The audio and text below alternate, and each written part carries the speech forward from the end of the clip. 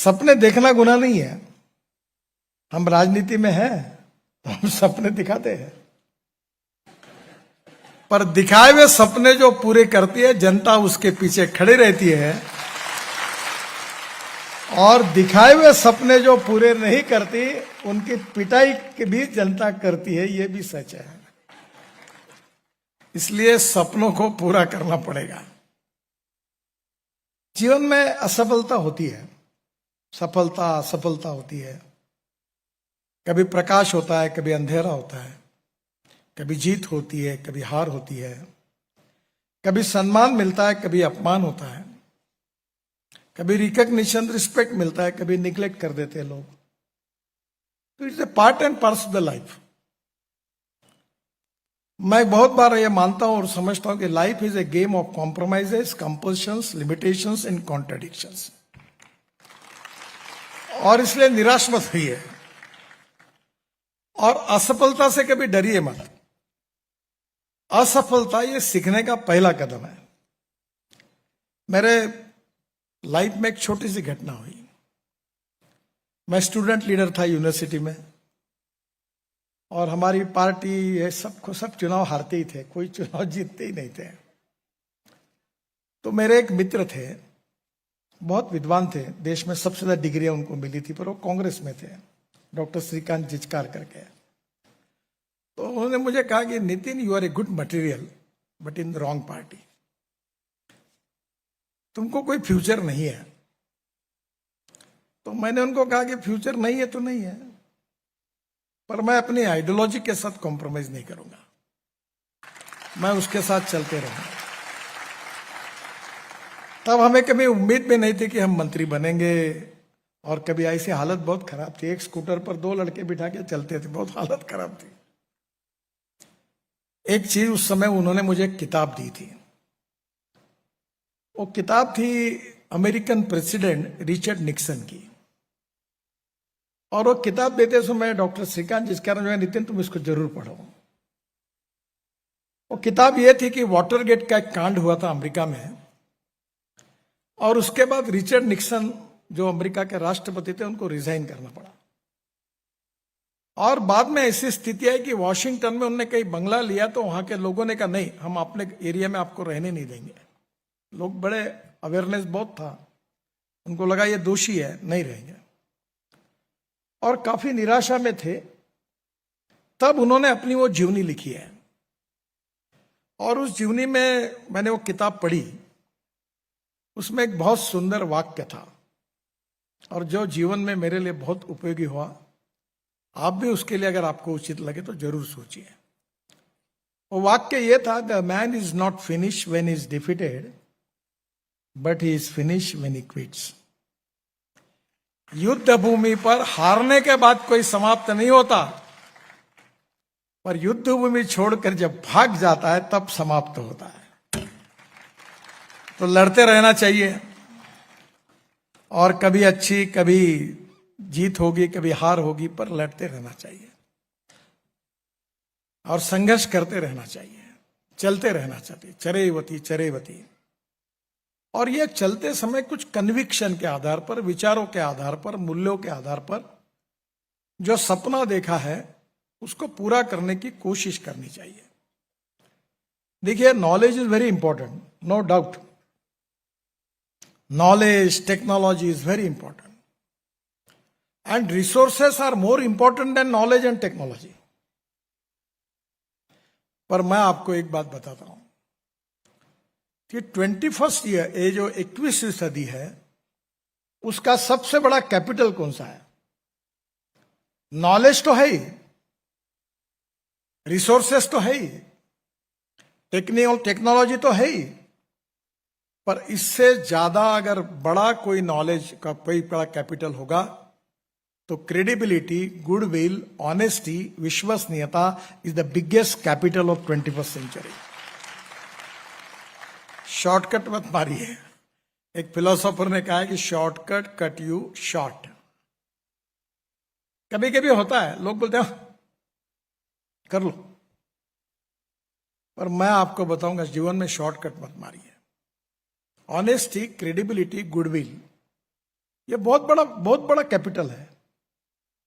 और ज्ञान के साथ, टेक्नोलॉजी के साथ, रिसोर्सेस के साथ अगर ऑनेस्टी, क्रेडिबिलिटी, गुडविल ये अगर होगा तो this is to be a ideal combination.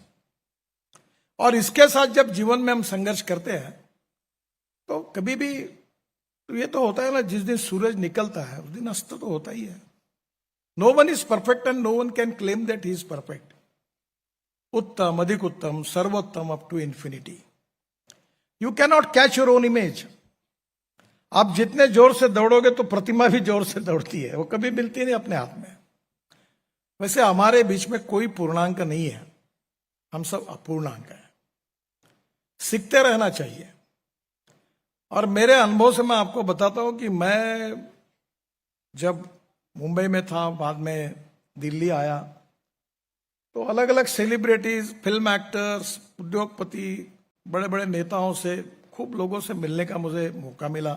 मैं उनका मित्र बना। तो मैंने एक बार देखा कि मैं समझ रहा था कि खूब बड़े बड़े व्यक्ति थे जिनका नाम बहुत बड़ा था। मैं जब उनके नजदीक गया तब मुझे ध्यान में आया कि मैं इनको जितना बड़ा समझ रहा हूं उतना ये बड़े नहीं है। और कभी कभी एक अनपढ़ व्यक्ति के पास, जो सोशली, इकोनॉमिकली, एजुकेशनली बैकवर्ड है, और ऐसे गरीब किसान के परिवार के एक व्यक्ति को, एक महिला को मैं मिला था। मैं राजनीतिक काम कर रहा था, उसको मैंने गलती की, बोल दिया तुम खड़े हो जाओ। शेड्यूल ट्राइब कम्युनिटी की थी।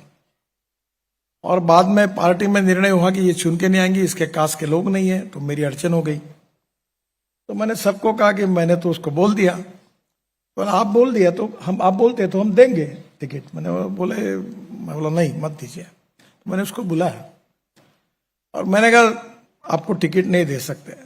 वो महिला एक ट्राइबल एरिया में हाथ भट्टी, दारू निकालने का काम करती थी। मैंने देखो क्या उससे सीखने लायक है। और जब मैंने उनको कहा कि आपको मैंने कहा था, कुछ पैसे भी दिए थे, पर अब आपको टिकट नहीं दे पा रहा हूं, मैं आपकी क्षमा मांगता हूं। उसने झट मुझे कहा कि उसमें क्या बड़ी बात है। उसने झट कागज निकाला, इतने पैसे खर्च हुए, इतने पर्स में, ये पैसे आप लो, और जो भी उम्मीदवार आप देंगे उसका मैं काम करूंगी। अब टिकट देने के बाद क्या होता है, इसका अनुभव धन सिंह जी को नहीं दिया तो धन सिंह जी को और धामी जी को है, मुझे भी बहुत है। इतने लोग नाराज होते हैं, कुछ लोगों के हाथ समझाने जाते तो घर से निकाल देते, गेट आउट, बाहर जाओ। बोलने के लिए कोई तैयार नहीं होता। पढ़े लिखे, निष्ठावान, चरित्रवान, ज्ञानी, समर्पित, सब कुछ होने के बाद, टिकट नहीं मिलने के बाद नाराज हो जाते हैं। और ये महिला, न शिक्षा थी न कुछ थी, उसने इतना अच्छा व्यवहार किया। तो मैंने देखा कि जिसको मैं बड़ा समझ रहा था वो उतने बड़े नहीं, और जिनको मैं बहुत छोटा समझ रहा था, अनपढ़ समझ रहा था, वो बहुत बड़े हैं।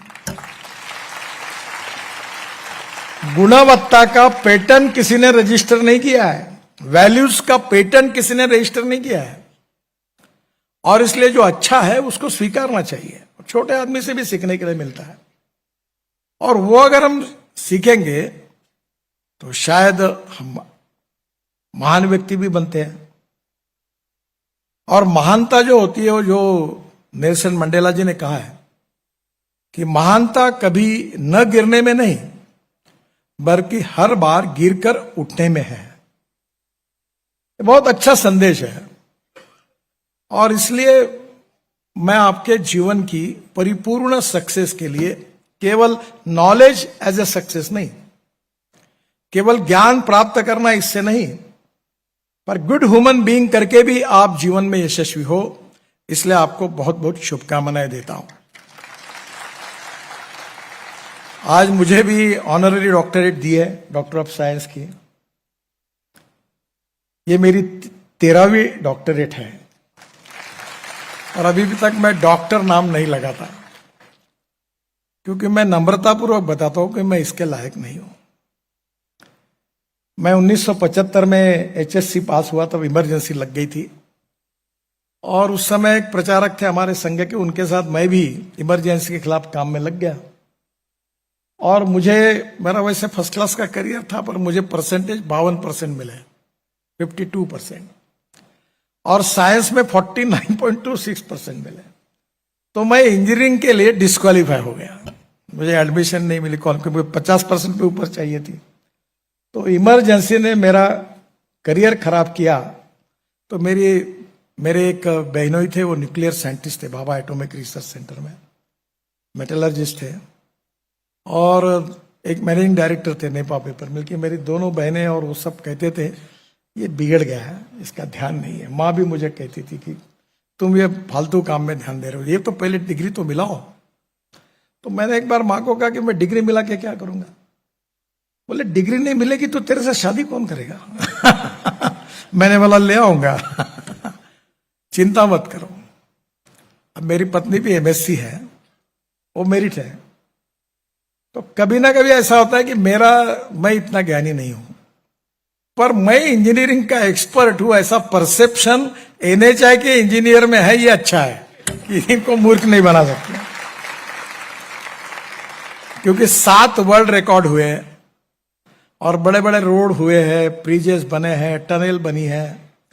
तो स्वाभाविक रूप से इसका श्रेय मुझे नहीं है। ये हमारे अधिकारी रात दिन काम करते हैं, मेहनत करते हैं, कॉन्ट्रैक्टर्स करते हैं, अधिकारी करते हैं, सब मिलजुल कर एक टीम स्पिरिट है और उसमें काम होता है। मंत्री करके उसका मुझे श्रेय मिलता है।